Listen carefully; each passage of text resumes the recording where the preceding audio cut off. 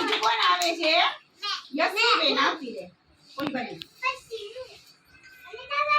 હાલો હવે આની અંદરથી કયું આવશે? ખેડૂતનું સાધન બતાવો. હાલો હું પહેરું છું, તમારે કહી દેવાનું. હો કયું આવશે?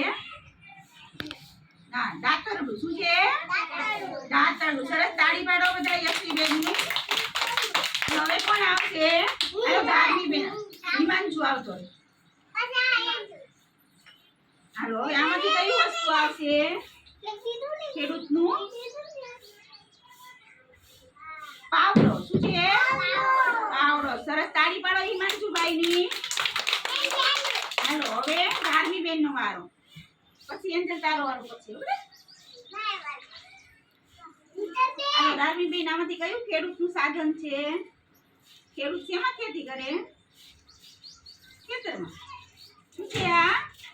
ખેતર. શું છે? સરસ, તાળી પાડો ધાર્મી બેન ની બેટા. હાલો એન્જલ બેન, આમાંથી કયું આવશે ખેડૂતનું સાધન? ટ્રેક્ટર. સરસ સરસ, તાળી પાડો બધા. આને શું કહેવાય આપણે? આ કોણ છે? કોણ છે? હમણાં બતાવ શીખવાડ્યું. ખેડૂત. પૂરું નહીં, ખેડૂત. કોણ છે? તારે બતાવવું છે.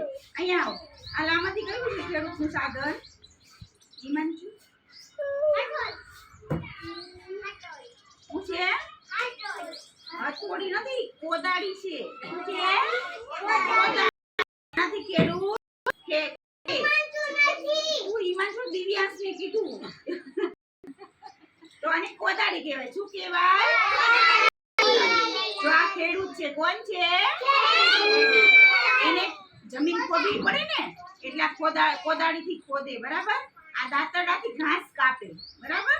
અને આ પાવડાથી એને આમ પાડા બાંધવાના હોય ને એવા પાડા બાંધે. અને આ એનું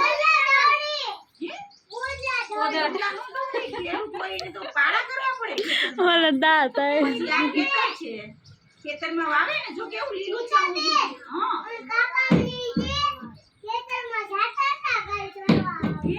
સરસ. આને શું કહેવાય?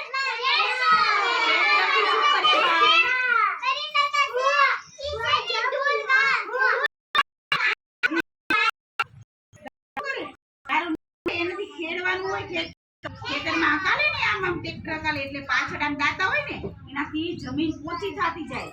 પેલા ખેતર ખેડવું પડે ને, પેલા ખેતરને ખેડે, પછી આ પાવડે કરીને એના પાડા કરે, પછી બિયારણ છાંટે, પછી વરસાદ આવે એટલે બિયારણ બધું ઉગે અને આવું સરસ મજાનું ખેતર ઉગી જાય. પછી એની ઉપર ઘઉં આવે, બાજરો વાવ્યો હોય તો બાજરો આવે, એમાંથી ગુંડ આવે ને પછી પાકી જાય ને પછી એને આ દાંતરડે કરી આમ લણે, પછી ડુંડાને ભેગા કરે અને એને એમાંથી દાણા કાઢે.